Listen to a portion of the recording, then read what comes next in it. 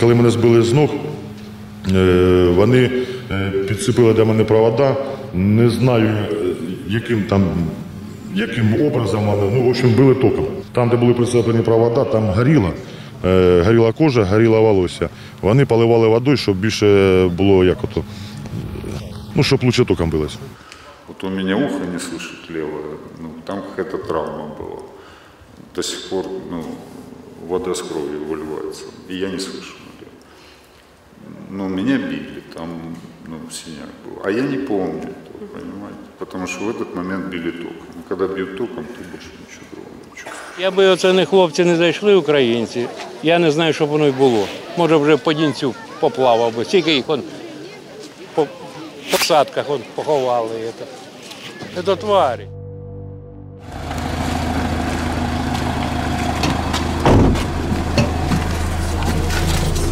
Їдемо зараз із прокурорами в село Козача Лопань. Там буде відбуватися огляд місця, яке попередньо місцеві мешканці назвали тим, де катували людей. І відомо вже, що є потерпілі, які заявляли про те, що їх там катували. Це перший огляд, і ми не знаємо, що там побачимо, тому зараз поїдемо. Це в кількох кілометрах від кордону російського, там ще стріляють.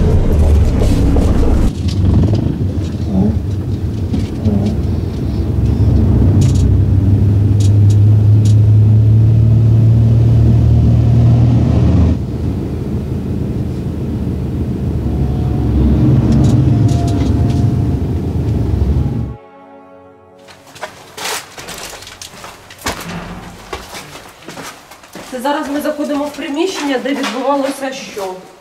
Безпосередньо отримували людей, громадян України, яких затримували, учасників АТО. Тут сиділа охорона їхня. А оце ось камера, яку вони організували, зварили з потків безпосередньо для тримання людей.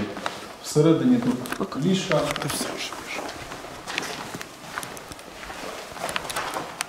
Якщо це можна назвати ліжками. В цих умовах утримувалися місцеві мешканці. До 30 осіб, зі слів громадян, до 30 осіб тут утримують. Зі слів правоохоронців, тут у цій камері, яку окупанти зварили у одному із підвалів, вони утримували не лише місцевих мешканців. Цей населений пункт, він був таким собі їхнім хабом, катівнею, куди вони звозили місцевих мешканців із інших населених пунктів. Учасники АТО, більшості були тут.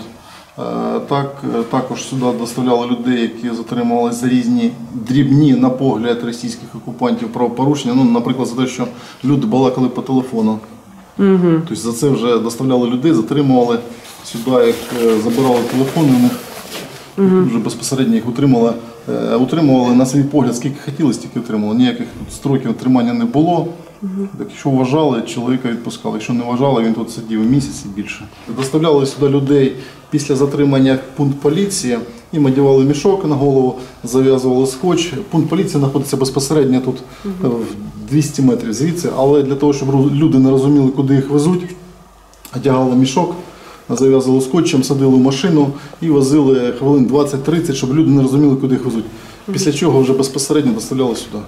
Тут безпосередньо відбувалося катування, зі слів громадян. Електрострумом, зі слів громадян, били гумовими палками.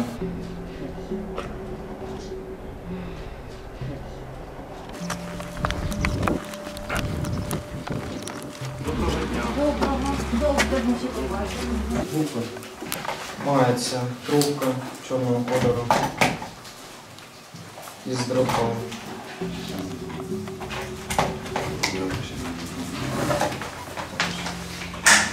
А також мається рукоятка, яка має прокручуватися.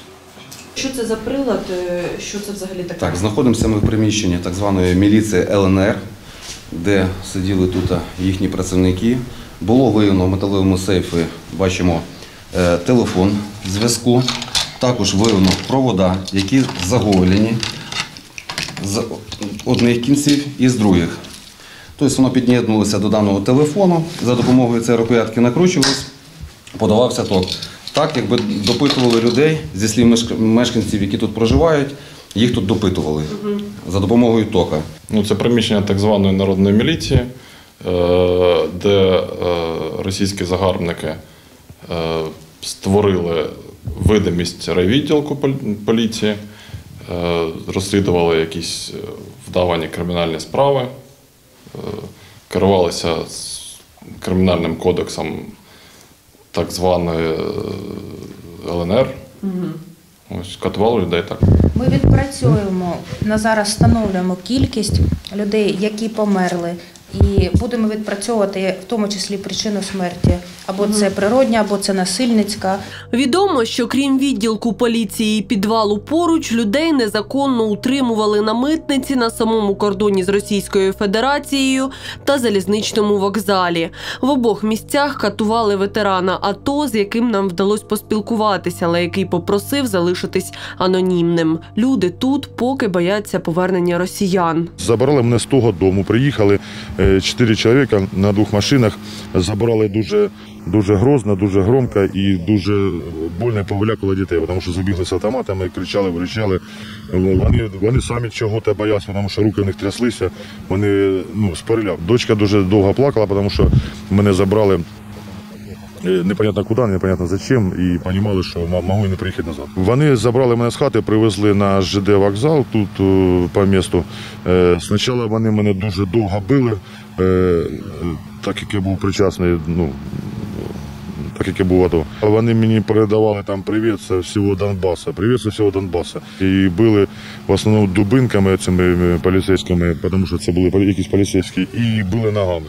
Мені одразу тоді спереді на ліве, під серцем 2 ребра лопнуло, ззаді лопнуло ребро, і з правої сторони в мене теж було лопнуте ребро, тому що вони мене потім потягнули під руки, поволокли мене на 2-й етаж, там натягнули з моєї курточки капюшон, перемотали скотчем, дуже сильно перемотали на глаза, відрізали капюшон, бо він не відстібався. І почали мене заводити з кабінету в кабінет. В один заводили, там зайнято, в другий заводили, там зайнято. Там вже були, я, зараз це все розумію, що там вже була ціла купа атошників.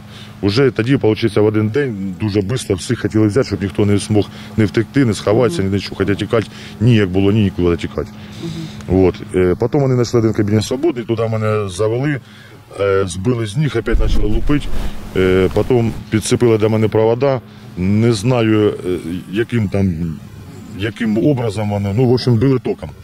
Били током довго, тому що їм треба було узнати у мене, де я був, що я робив. Приблизно більше або около часу примерно це відбувалося, тому що там, де були прицеплені провода, там горіла кожа, горіло волосся.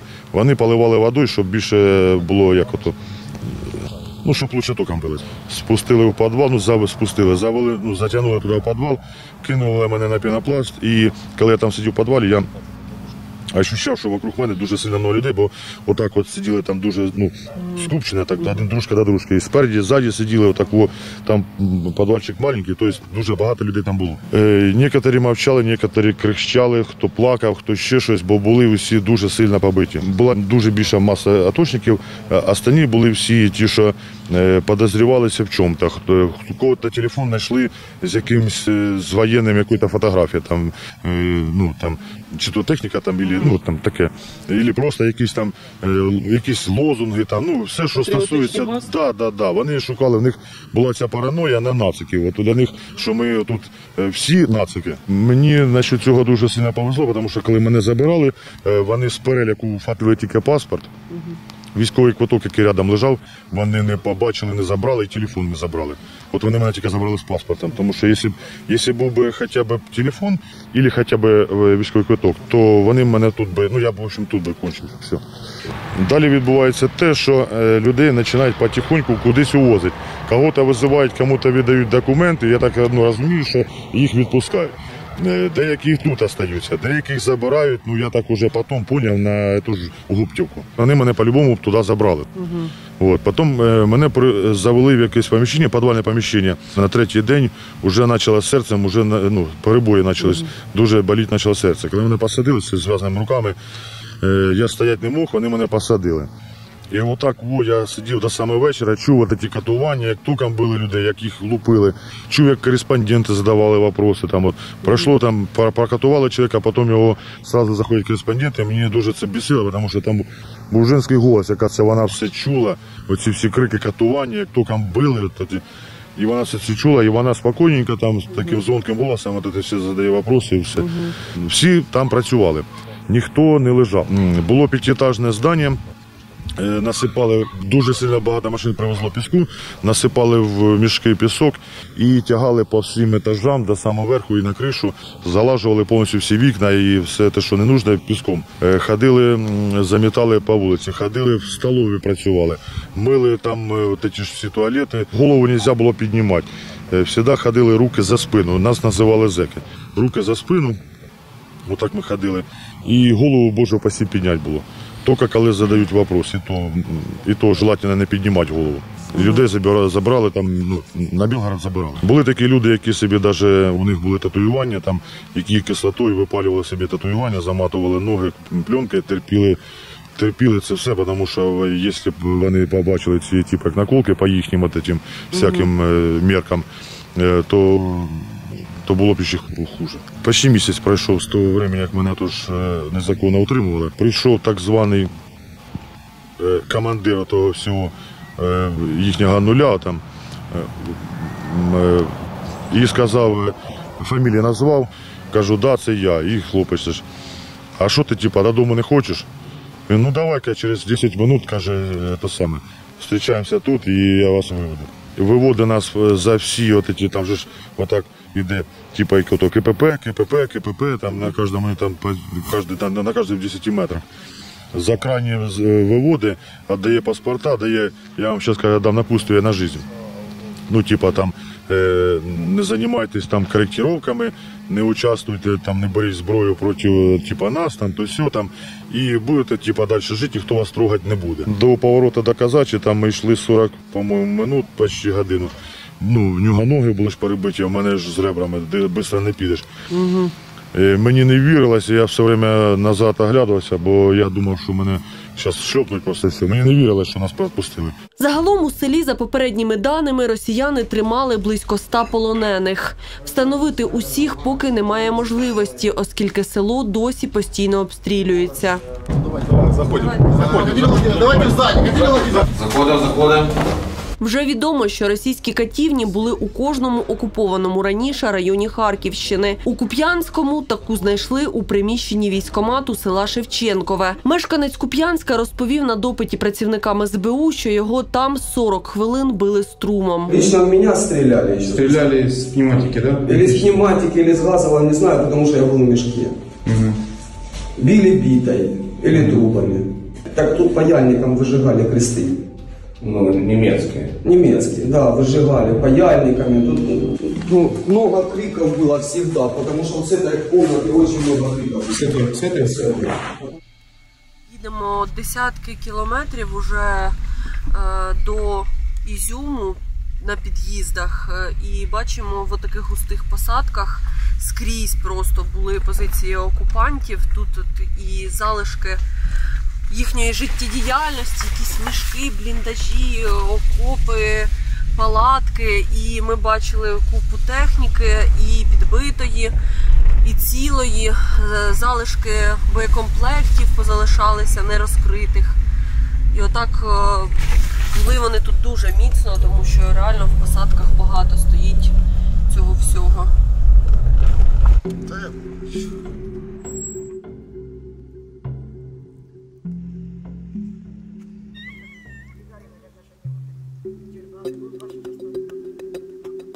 Окупанти були звірі, я вам одразу скажу. Два сини в мене пострадали капітально. Один йшов на базарі з невісткою, завели в двір, били до полусмерті, її гвалтували до 9 часов ночі. А тоді ще заставили ночі, водили з ножом під рукою, показати, де вона живе. Єлі вони спаслись. Другого сина я пішла гуманітарку отримати. Він залишився вдома. Вони приїхали, мішок на голову наділи, в багажнику кинули, били, здівались. Я дуже прошу, щоб ви провірили ями, які вони називали, і провірили міліцію, де була міліція. Там є оці ж ями, як вони називали. Там солдатик дуже плакав, кричав: незаконно держать український. І здівались над ним. Страшне, що робили, ну йому допомогти ж ніхто не міг. Заходили українські війська, відкрили камери і випустили всіх. Це слідчі ізолятори в Ізюмському райвідділку поліції. У декількох із них українська форма і її атрибути. На стінах моторошні відбитки людських долонь і насічки із кількістю проведених тут днів. Тут російські окупанти тримали політичних в'язнів, учасників АТО, патріотів та тих, кого вони підозрювали у роботі на Україну. Він каже, жорстко били.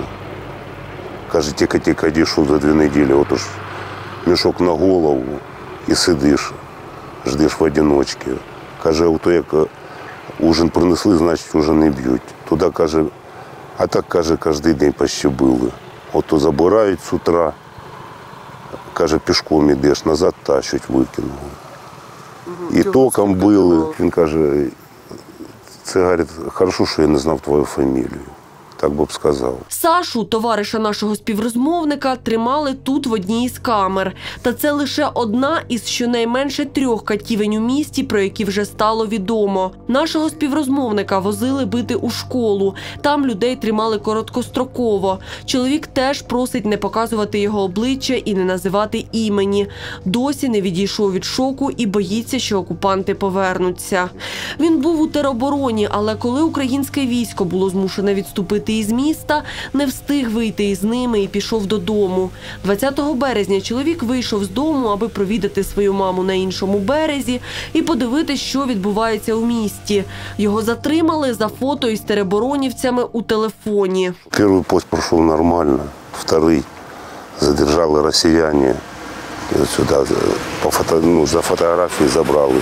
З тероборони там, от цих хлопців. Ну и все, и еще там насобиралось, потом еще 3 человека молодых там. Вона ж розділи, проверяли на наколки, на все ж. От ми там простояли 3 часа, там начальник приїхав, сказав, що так, цього на розстріл, з цим ми будемо розбиратися. Молодих забрали, я оставався, потім сказав мені одіться. Одівся, от з горем пополам, кросівки не одягав. Один забрав кросівки, мені лапті дав, каже, тобі оцих хват. Вивели туди до туалету, казали, копай яму. І все. Викопав яму, той ж з охранником, не розмовляти, нічого. Ну, правда, давали сигарету, курили. Ну, а потім, отож, сиди, жди. Потім цих молодих провели, молоді теж там щось копали, яму викопали. Один раз прикладом, от ребро поламали, і все, більше не били. Каже, а який мені смисл бити мене, якщо все одно розстрілювати. Отак от міняється, розумієш, ті на пости уходять, ті то, такої немає, що постійно з нами один, наприклад, чоловік був, розумієш, постійно вони мінялись. А цей прийшов, каже, хто це такі, що вони тут роблять.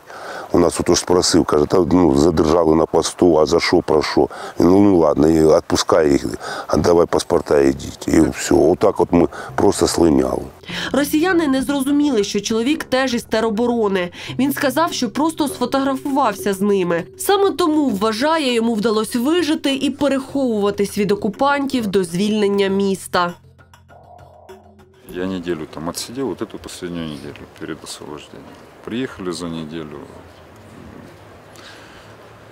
Но они не представились, но я просто знаю, что на таких белых патриотах ездили военная полиция. ВПшники их так называли, ВПшники, военная полиция, сокращенно ВП.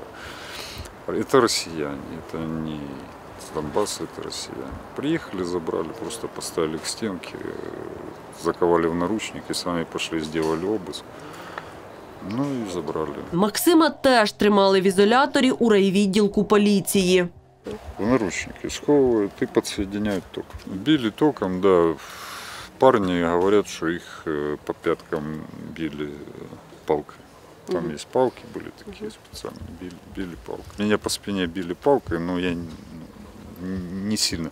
Дело в том, что когда тебя бьют током, ты ничего другого, в принципе, и не помнишь, и не знаешь, и не чувствуешь. Потому что есть одна боль, боль от тока. Все остальное, как бы, вот у меня ухо не слышит левое, ну, там какая-то травма была. До сих пор, ну, вода с кровью выливается, и я не слышу налево. Ну, меня били, там, ну, синяк был. А я не помню этого, понимаете? Потому что в этот момент били током. И когда бьют током, ты больше ничего другого не чувствуешь. Чому ви їм були цікавий? Вони пояснили? Ну, на третий день допроса они, ну, когда тебя завербовал СБУ, кто был твой контакт, с кем работал. Это было здание полиции центральное, там верхние этажи снесены, здание еще в начале войны пострадало, а первый этаж остался цел. Камеры, дежурная часть, вот это все осталось целое. И они там базировались, размещались. А мы сидели под камерами первого этажа. На первом этаже были уголовники, сидели. А мы сидели под ними в подвале. 22 человека. Там была темнота, я вам даже больше скажу. Я за эти дни, вот я если бы встретил сейчас своих сокамерников, я бы их, наверное, не узнал. Розмовляти ви могли між собою? Да, Да? да, І да. хто ці люди, які разом з вами Атошники, сиділи? були? 2 атошника. Угу. Вот. Ну и потом еще подселили к нам бывшего там, дезертир ВСУ. Ну, в основном то, что связано с войной, то есть с, назовем так, політичні. Ну, але я так розумію, це ж ті люди, які в даний момент не воювали, їх просто по квартирам забирали, так? Да. Демобілізовані військовослужбовці, які зараз не на полі бою, не є законними військовими цілями. Згідно із міжнародним гуманітарним правом, вони цивільні особи, і їх не можна брати в полон як військових. А вон сусіди як попривозили там, зуби повибивали, по ікрам били. Сина цього ізюмця російські військові забрали із оселі, бо в них з'явилась інформація, що він допомагає українській армії. Його тримали у катівні, де була комендатура окупантів. Там людей утримували у підвалі, який засипало, а також, імовірно, в ось цьому вольєрі на вулиці.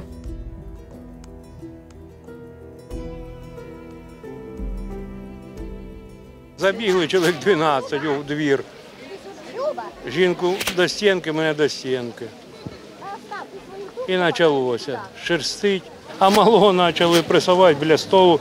Документи всі витягнули, забрали. То у дворі не били. А от тоді, як відвезли там, да. По ребрам давали хорошо. А, мішок на голову скотчем, руки за це і на допрос. Якби оце не хлопці не зайшли, українці, я не знаю, що б воно й було. Може, вже по Дінцю поплавав би. Скільки їх по посадках поховали. Це тварі. Пропадали люди, просто увозили их и все. Там? Оттуда? А в месте, конечно, и в месте было такое. Да. Люди терялись, их забирали, и ніхто не знав, де і що далі. У перші ж дні після звільнення Ізюму українські військові знайшли на території міста масове поховання. Воно у лісі біля кладовища. Тут 445 могил. На більшості хрестів немає людських імен, лише номери.